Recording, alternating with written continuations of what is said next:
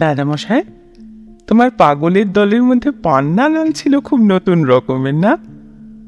জানো দিদি, পাগলরা প্রত্যেকেই নতুন, কারোর সঙ্গে কারো মিল হয় না। যেমন তোমার এই দাদামশাই, বিধাতা একেবারে নতুন পরীক্ষা, ছাঁচ তিনি ভেঙে ফেলেন। সাধারণ লোকের বুদ্ধিতে মিল হয়, অসাধারণ পাগলের মিল হয় না। তোমাকে একটা উদাহরণ দেখাই। আমার দলে একজন পাগল ছিল, তার নাম ত্রিলোচন দাস। সে 3 ক্রোশ পথ না ঘুরে কখনো বাড়ি যেত না। জিজ্ঞেস করলে বলতো, বাবা, জমের চারদিকে ঘুরে বেড়াচ্ছে, তাদের ফাঁকি দিতে না পারলে রক্ষে নেই। জানো তো, আমার বাবা ছিলেন কিরকম একগুঁয়ে মানুষ, পাগল বললেই হয়। কোনো মতেই আমার পরামর্শ মানতেন না। বরাবর তিনি সিধে রাস্তায় বাড়ি গিয়েছেন। তারপর জানো তো, আজ তিনি কোথায়? আর আমি আজ 7 বছর ধরে পশ্চিমমুখ রাস্তা ধরে আমার পূবের দিকে বাড়িতে যাই। এই জিজ্ঞেস করলে বলি, ওই ভোজমণ্ডলের বাড়িতে আমার পুজোর নেমন্তন্ন তো। জগতে যত বুদ্ধিমান আছে সকলেই সিধে রাস্তায় বাড়ি যায়। বিশ্ব ব্রহ্মাণ্ডে কেবল একজন আছে যে বাড়ি যেতে 3 ক্রোশ পথ বেঁকে যায়। আমার 2 নম্বরের কথা শোনো, পান্নালাল। সে বাচস্পতির কথা শুনে বলতো, হা, লোকটা একেবারে বেহেড হয়ে গেছে। আর বাচস্পতি তার কথা শুনে মুখ টিপে হাসতেন, বলতেন, এই লোকটার মগজে আছে বুঝগুমুলের বাসা। তা প্রেসিডেন্ট বললেন, কি হ্যাঁ হাজরা, তোমার বাড়ির হয়েছিল কি? সে কি ভুলবো, এতকালের পৈতৃক ঘরটা পথের সঙ্গে ঝগড়া বাঁধিয়ে দিলে, এমন দৌড় মারলে কোনো চিহ্ন রাখলে না কোথাও। বলো কি হে? আগে হ্যাঁ, কলকাতায় হয়েছি মানুষ। বাবার মৃত্যুর পর কিছু টাকা এলো হাতে। ঠিক করলাম পৈতৃক ভিটেটা একবার দেখে আসা দরকার। সেই ভিটের কথা এইটুকু মাত্র জানতো, 5 কুণ্ডু গ্রামে ছিল তার ভিত, ভোজুঘাটার থেকে 7.5 ক্রোশ তফাতে। শুভ দিন দেখে নৌকো করে পৌঁছলাম ভোজুঘাটায়।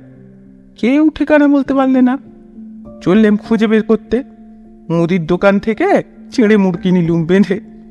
7 ক্রোশ পার হতে বাজলো রাত্রি 9টা। ওমা, চারদিকে পোড়ো জমি, আগাছায় জঙ্গল, ভিটের কোনো চিহ্ন নেই।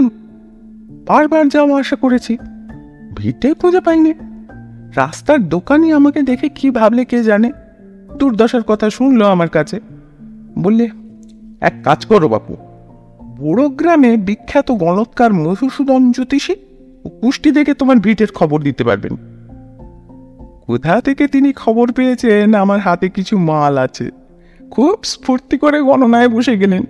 অনেক আজব কেটে শেষকালে বললেন, আপনার ঘরের সঙ্গে রাস্তার মন কষাকষি হয়ে গেছে, একেবারে মুখ দেখা দেখি বন্ধ। ভিটে রেগে দৌড় মেরেছে মাসির বাড়িতে। ব্যস্ত হয়ে বললেন, তো মাসির বাড়িটা কোথায়? শুনে বিশ্বাস করবেন না, একেবারে 7 হাত মাটির নিচে।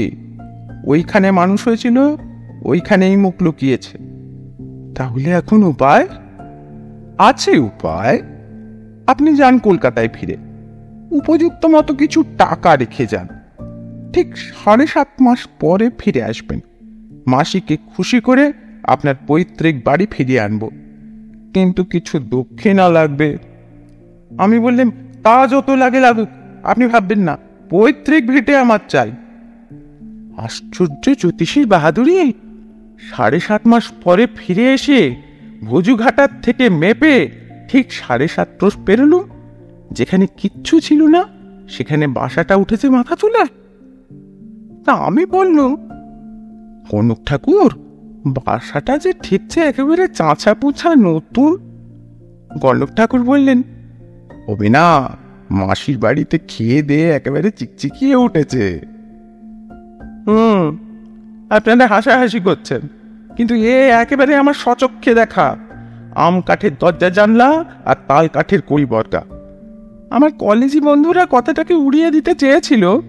আমার বালুকডাঙ্গার বিখ্যাত পণ্ডিত, ওই যে হাজারি প্রসাদ দ্বিবেদী, ডাকিয়ে আনলো বিধান দিতে।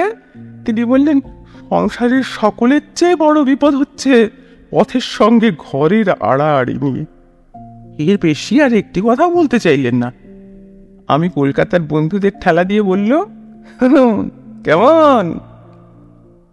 পান্নালালের গল্পটা শুনে বাচস্পতি মুচকি হেসে বললে, ভরম ভোল, ভরম ভোল।